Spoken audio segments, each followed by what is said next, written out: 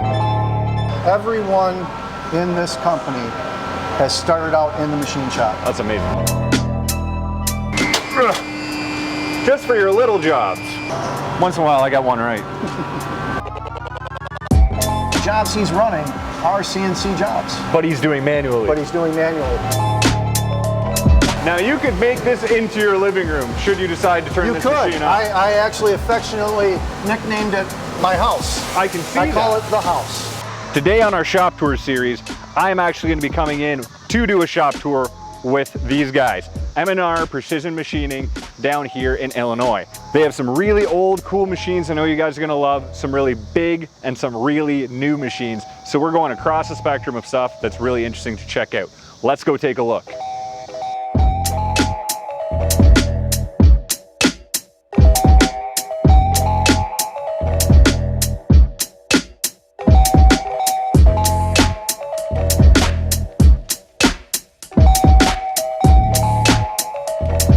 What's up guys, Ian Sandusky back here again. Today we're going to be going on an incredible shop tour with my friend Neal from M&R Precision Machining. Say hello.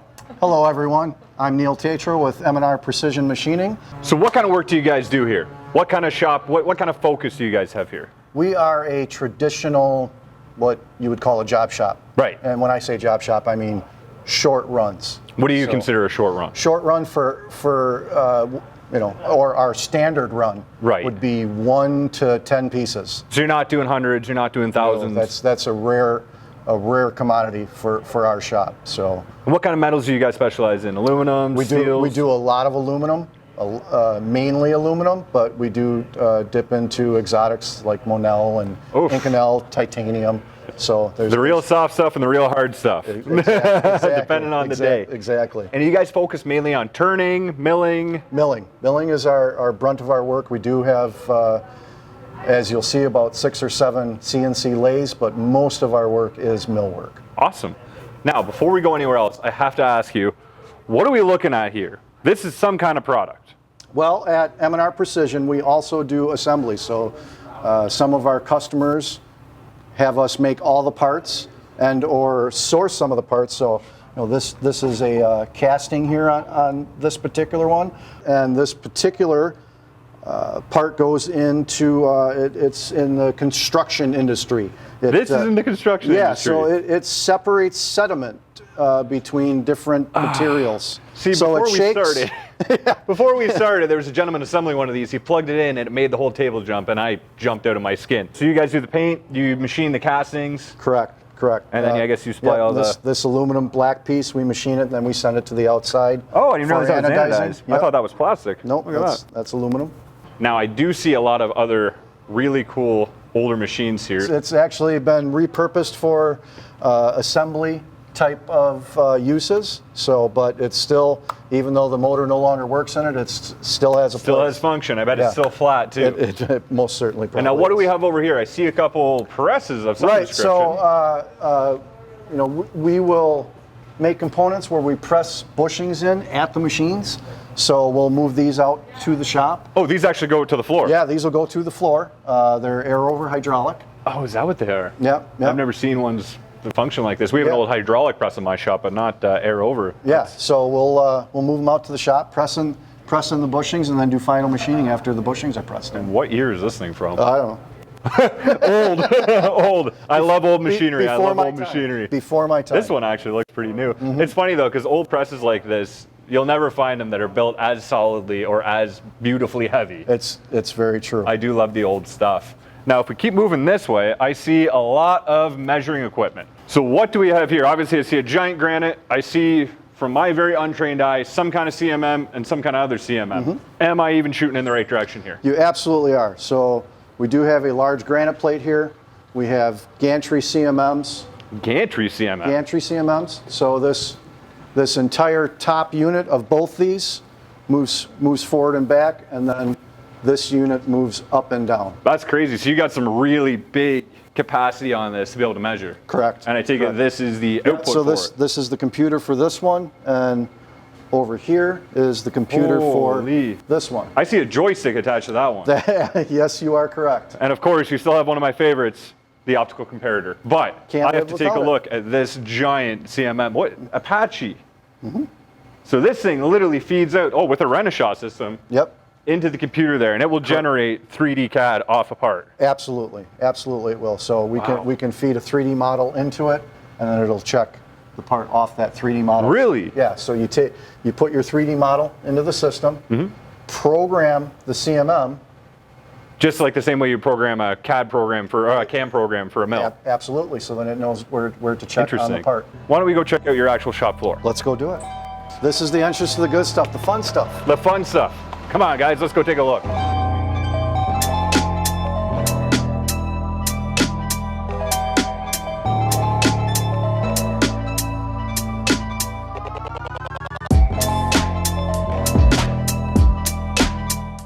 Now, I'm not gonna lie, we did kind of peek our head back here, and I need you guys to see this shelf here. What do we have here on the top shelves? We have jaws and fixtures and live tooling for our lathes. Look at all these. Look at all these different diameters for jaws. I've never seen so many in one spot. This goes all the way back. And on the bottom, And on the bottom, we have tombstones and fixtures for our horizontal machining centers. that's a lot of tombstones. Yeah. Now, do you guys weld those in-house, or? So some of them, all these you'll see down here are made in-house. That's awesome. Yeah, I've never done any kind of tombstone machining, just on small horizontal ones, like Sure. from the top, but that's Sure. crazy. So how many sets of jaws would you use out of this on a normal week? A normal week?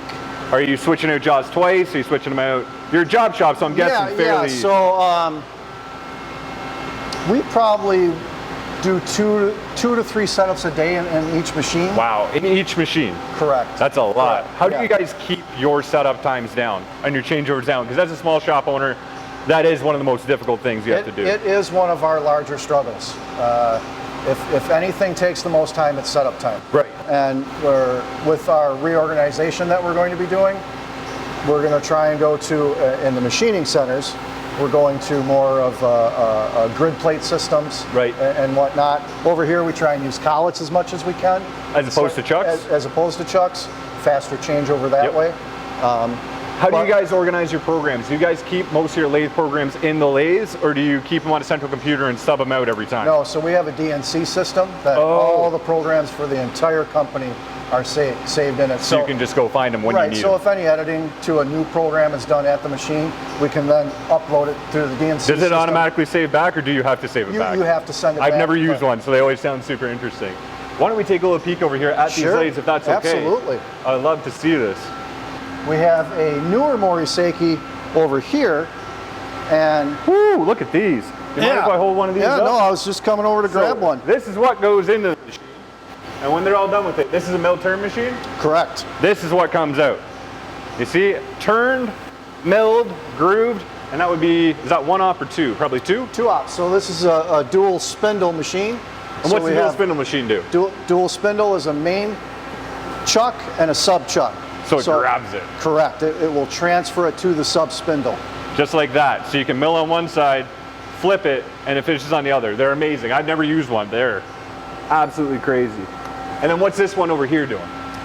This machine here is That's the front of it over there. yeah. So it's a standard 2-axis lathe.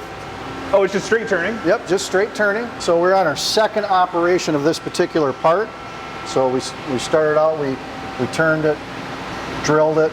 Now it's So going. that would be your op one. Yep. So now it's going back in. You can see this large drill here. We're Ooh. drilling down in, boring it. And you guys don't have any issues with chatter or deflection, because I mean, if you look at that, that is doing that very quickly. That would be one shot and maybe a finish, right? Yep. Yep. That is very, very cool. How many parts of those would you do at a time? Looks like about 30 there. About 30? Yep, Yeah, about pretty 30 typical pieces. runs. I do Yeah. runs about the same size. If I get 500 or something, that's a lot for me. Yeah. And over there, you're turning some shafts. We are turning some shafts. So this particular part has a lot of operations to it. Right. So it goes out, gets centerless ground. We don't do that here. We No. just send it out. But we do that for the straightness. Then it comes back in, face, center, turn this on, center, and then We could stand here and talk for the next 10 minutes about all the processes. Right. But it has a lot of processes on this particular one. And that's a part that has an awful lot of QA done to it, I take it. It is. That particular part is an aerospace component. So it will have a lot. What kind of certification do you need for aerospace? Because I don't do aerospace. Is that the 9001? So we are AS 9100. AS 9100. 9100D, which is the latest rev for the certification. And then we're also ISO 9001. That's the one. Yep. But that makes sense. So, and that's basically a standard of quality that means you can have repeatable, measurable, consistent parts to that standard. Correct. Perfect. You have a certain set of standards that you're held to. All those standards are put in place in certain ways and whatnot. And I take it you guys do a lot of work in that realm, so it's worth it for you guys to be certified for that. If you, for whatever reason, didn't have certification, what percentage of your work would be? We would lose approximately 30% of our work. So it's not much is ISO. So here, we're not going to show any of this on screen because, as you guys know, NDAs exist. We can't show drawings. We can't show certain inspection reports. But here we do have a copy of your in-process inspection form. How many dimensions on an average drawing are you guys checking? Oh goodness, it can be anywhere from 10 dimensions to 150 dimensions. 150. Depending on the complexity of the part. So, and what happens with that is the more complex they get, that's when they start gravitating towards that CMM machine. Right. But the one thing you were telling me, which makes life a little easier, is that not only are your machinists people you guys select for people with strong machining background, but a lot of your more senior positions also came from machinists. Correct. So everyone in this company has started out in the machine shop. That's amazing. And they've worked their way to where they're at. And what does that mean about your drawings? We don't have to check internal square corners or anything that don't exist. No, we don't. When people don't have machining experience. No, we don't have those problems here. End mills are round. End mills are round, believe it or not. We don't have a broach. So these are CNC lathes. The two behind us are manual engine lathes. Manual engine lathes. Let's go take a look at those. Everybody loves an engine lathe. That's what started it all. And is this where you keep the machinists when they are bad? Always. Always. Always. Always. So over here we got the engine lathes. And the very apt sign, do not take any brass from here. When M&R started, it was all manual machines. Right. What year was that? Ish. It was in the 70s. Okay. It was in the 70s. So it was all manual machines. And we still have a couple of gentlemen from that time. One of them from the beginning. From the beginning. Wow. Absolutely. And he still runs these particular machines. And they look like they are kept. I will not touch anything, so he will not hurt me. But it looks like these have been kept in impeccable shape. Absolutely impeccable shape. An open machine like this is very difficult to keep clean. Extremely.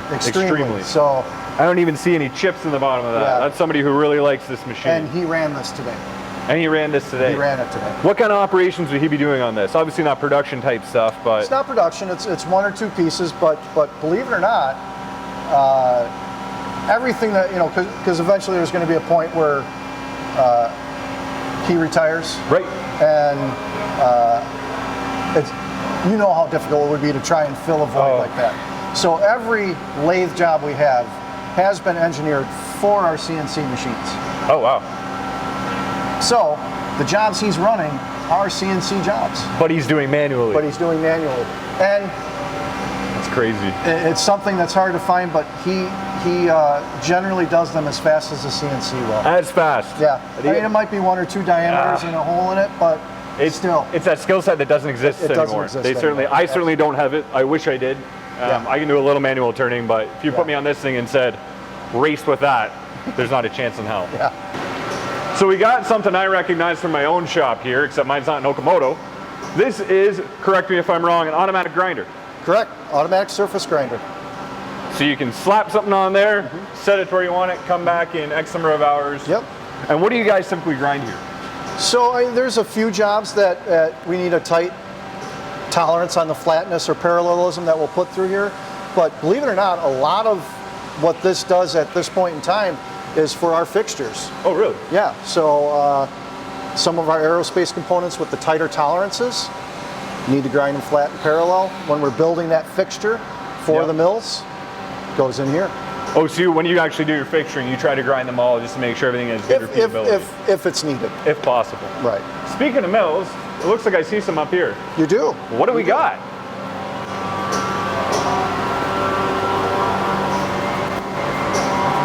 Now, I don't know if you guys see this, but there is a sea of blue here, but you did tell me something about this.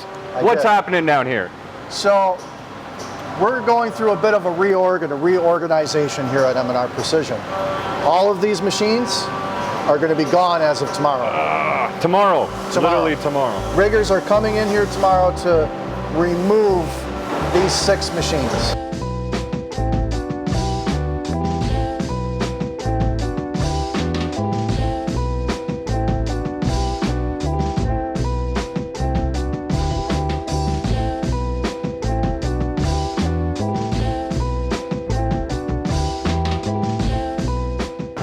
Would that just be mild steel?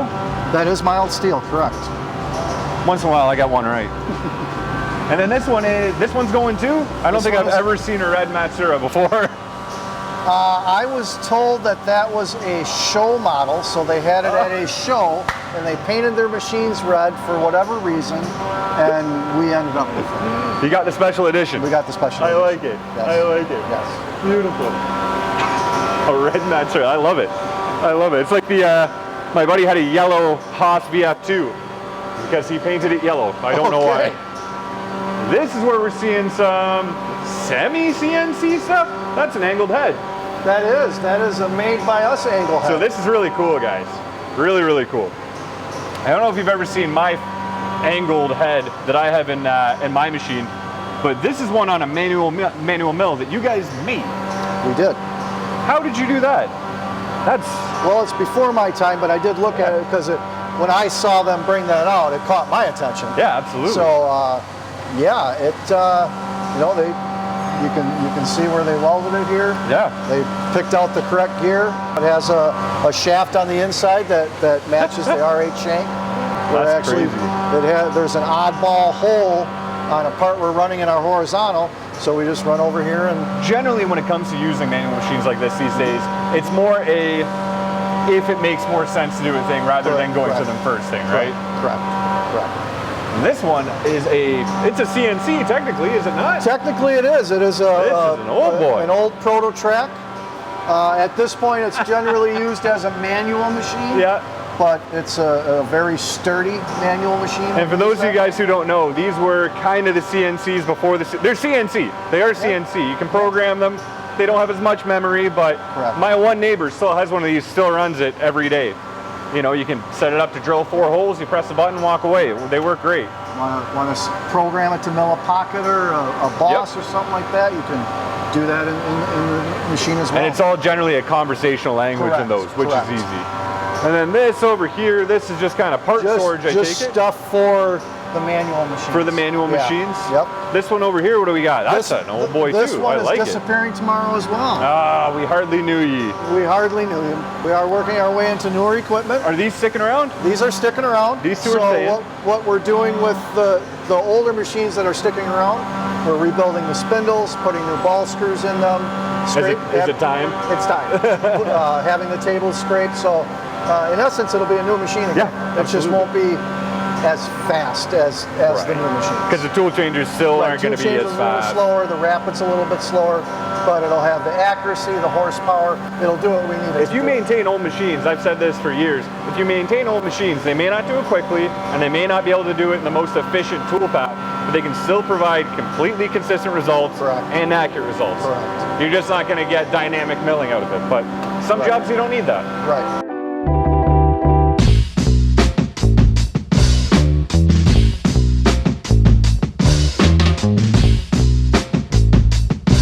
So if we're going to walk towards some of the more, this is where the newer stuff is, right? First of all, zinc plate.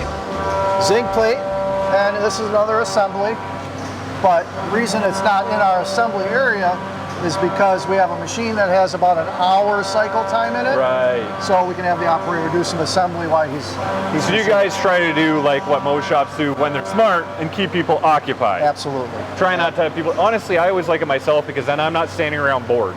If I'm running a machine, which I still do sometimes, Right. I would rather have something to do than nothing, and then saves another guy assembling. Absolutely correct. So this machine over here, I see a big blue one. Let's go take a peek.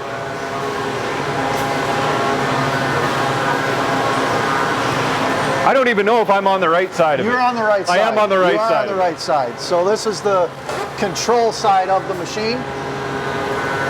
This is a horizontal mill? This is a horizontal machining center, correct. Oh. Correct. So you have pallet A and pallet B. Oh, this is where the pallets come out up there. Correct. So that's where you're gonna change the part on that side of the machine. And would those pallets be 2 tombstones, or so you got 4 parts per side minimum on 2 pallets? You can, correct. You can. Currently, we have we're fixtured up. If we walk over here real quick, Sure. this is the part we are running in that machine right now. Holy. That's hogging a lot out. What's cycle time on that roughly? This particular side is about 45 minutes. That sounds about right. That's pretty Yeah. quick too. Yeah. And then you're gonna flip it and end up finishing that profile Yep. down? So then, here's the second side. Oh yeah. And this would be a pretty typical run in these. I see maybe 30 parts here. Yes. Yep. And it's for jobs like this, is this a repeat order, or is this something you This do particular one-off? one is a repeat. We do it a few times a year. And are most of your jobs here repeats, or is it kind of prototypey, onesie, twosie? No, they're the short runs, but there's a lot of repeat work. Which makes life a little easier. It is, and I like to say it's because we hold on to our customers. That's a good way to look at it, and I hope you do. Matsura VX1000 Machining Center, which is a 3-axis machine. Right. There's no 4th axis on that one, but it's a 20,000 RPM spindle. It's got all the doodads on it. The spindle probing, the tool touch off with How many Renaissance. tools that got? That is a 60 tool. 60 tool changer. 60 tool changer. Jeez. Right. And that one there that's the 5-axis? That is a full 5-axis machine. Correct. MX520. Yeah. And why do you guys stick with Matsura? Is there... We've been with Matsura a long time. They've always done well for us. I mean, we have machines that are 30 years old, and they're still making the company money. The way it worked out this time around with the new equipment, like I said, partnering up with Ellison Technologies. I've worked with them before. I've worked with Doosan before, and it seemed like a good fit to go in that direction. And sorry, you're putting in 5 new machines. 5 new machines. 5 new machines. That's going to be exciting. Now, the one machine I've been looking at since we got here, but I wouldn't let us go in here until we were ready, is this beast. What is this? This is a Moriseki NH8000 horizontal machining set. Woo! Yeah, that is a tombstone for it. So That's where the parts go. yeah, Now, you could make this into your living room should you decide to turn you this could. machine on. I actually affectionately nicknamed it my house. I can see I call that. it the house. Now, what's the heaviest part you could put on this? I imagine it's pretty big. I don't know the maximum specification. But you've never hit it. We've never hit it. I can tell you we've had a 3,000-pound part on there, Insane. and it X's. And again, this is a pallet A, pallet B machine. Yep. So this is pallet changer. This is a pallet So changer. it'll pallet change 3,000 pounds. Yes. Wow. Yes. Yes. How many tools would this one have? Well, we'll walk around the side in a minute. Are we going to take a look at that? We'll take a look at that. But you and I had talked a little bit earlier about how this particular machine, if it has any room in it to do something, Yep. we'll put even parts this size in it. So it's just about using availability where you have it. Absolutely, absolutely. Because Which is exactly how you should be doing. yes, I agree with you. I do Yes. the same thing in my big machine. Sometimes I run something this big. It's not quite as big as this, but we can't all be so lucky. correct. Now, how many hours a week would this thing typically be running? Is it pretty much running This one's 50 hours a week. if there's someone in the shop, it's running? Yep. And the one thing I didn't ask you, how many guys are working here on a daily basis? We're approximately 25, Oh, wow. 25 guys. It's a lot of guys. It's a pretty Yeah. big shop. Let's take a walk up the stairs. Let's take a walk up Let's the take a walk stairs. up the stairs. So, this is the entrance of, I'm going to refer to it as the house again. So you can see in here the other pallet. Holy. Yeah, yeah. And that's Wow. That thing can move anywhere on this wall. Yeah, I believe it's a, well, I'm going to be off a little bit, but it's approximately 50 inches by 55 inches. Oh is my the God. travel. You know, so And what's the biggest tool you guys have put in there?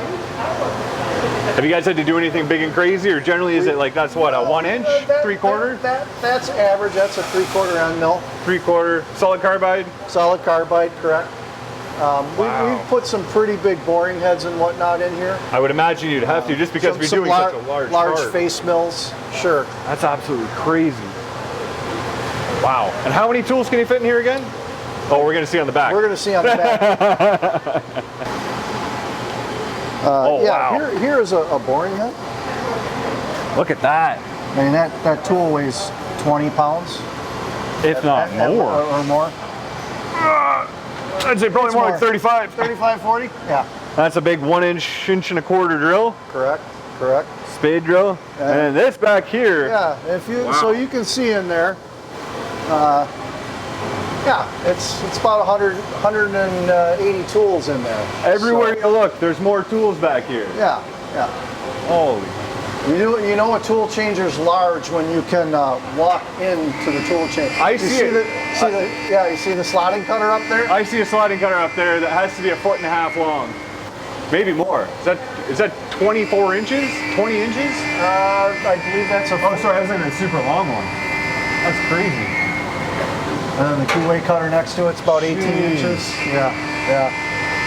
I guess you just have to mark the two pockets beside it as oversized and you're good to go. Yeah, and you can do that in the control. Jeez. And you got spares ready to go just in case anything decides to break on you. Correct. Wow. Holy shit, look at that. That is probably the biggest cutter I've ever seen in real life. Look at this. Just for your little jobs.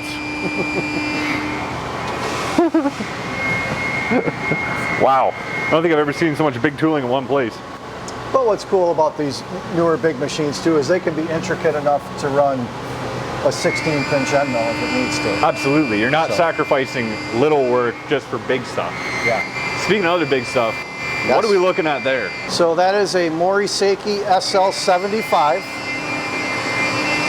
This one doesn't run as much, but we do some larger 36-inch diameter castings. Wow. And your max length on there would be 5 feet? It's about yay. About yay. About yay. That's how I measure my parts as well.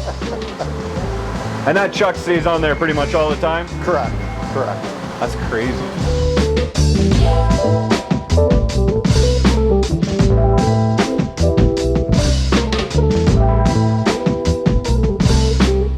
So if we head this way, I think I'm seeing a tool crib. You are seeing a tool crib, that is correct. Now, how many tools would you guys keep in inventory here in a rough number? Are we talking 1,000, 10,000, 100,000? I have no idea. Thousands for sure. Yeah. You know, all our perishable tooling's kept in there. A lot of non-perishable tooling's kept in there. But yeah, it would have to be in the thousands. For sure. When you're necessitating this much room for tooling, you definitely have a lot. I see it. Is that a presetter in there? That is a tool presetter. Now these I did spot on my way in as well. I have not seen one of these in years. What do we got? So we have Matsuura MC2000 machining centers. They are a big open bed machining center, which gives us the advantage of running larger parts than what would technically fit in what you would see nowadays. And most importantly, they're awesome. They are awesome. One thing I do see here, which is really interesting, you have cranes all in the ceiling here to move your heavy parts onto your mills. Correct. Wow. So we have them over the horizontals as well. Oh, you do? I didn't even notice that. So we use them to take tombstones on and off. That's amazing. Yeah. Do you use them pretty regularly, or is it more just for tombstone fixturing? Well, over here we use them for parts. Right. And then over on the smaller horizontals used for mainly tombstones. And how often are you using these machines these days? Are they pretty regularly run still? These are run 40 hours a week. Oh, they're constantly run as well? Yeah, there's a man at each machine every day, all day long. And you can see there, they have a giant tool holder in them as well. Yes. And that's BT40? BT50. Those are BT50. BT50. Yes. Those are the big boys. The big and you boys. have one of those here, another big one over there. Yep, so the one next to it is the twin of this machine. And Pretty much identical? They're exactly identical. These two machines here are part of the group that are disappearing tomorrow. Oh, they are too. Yes, yes. It is a sad, sad day. I know. Happy day because you're getting a new machine. It's exciting. It's exciting. Our CMM department, or our quality department, I should say, where the CMMs are moving out here, where these machines are going away. So we're building a quality lab out here in the shop to make it more centralized. The tool crib that we just looked at is moving over here. Oof. And what that's going to do is open up an area for shipping and whatnot. So a lot of changes to come. It's exciting. It's very big, exciting changes. Yes, yes. Now, how long do you think that's going to take to make that transition? Is that a week?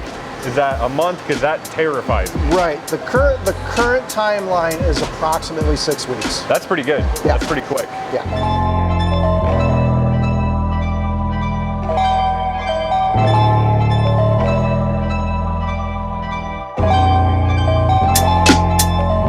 Neal, thank you very much for having us by today. Tell us, where can we find you out there on the internet?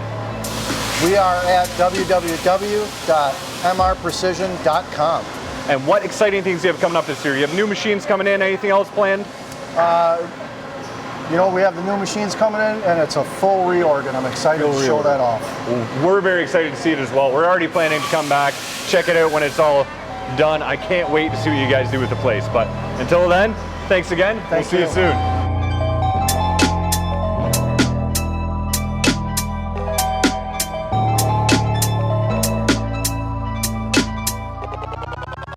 So there you have it, guys. Thank you very much to M&R Precision Machining for having us, and Neal for showing us around. I absolutely love seeing stuff like this, guys. A shop where, you know, they've been around for a long time, but they're not just trying to throw all their stuff that still works out the door in order to get new stuff. Are they upgrading as they go? Yes. Are they keeping old stuff that still works? Yes. It sticks to the kind of philosophy I have in my own shop, and I think it's really good to see, because at the end of the day, guys, if a machine's still producing good parts and you don't have the money to replace it, don't. If you do and you want to upgrade, tackle it then. I can't wait to see what these guys bring in with their new machines, and I can't wait to come back and take a look. Thank you very much for watching, guys. As always, make sure you like and subscribe if you want to see more videos. You take care.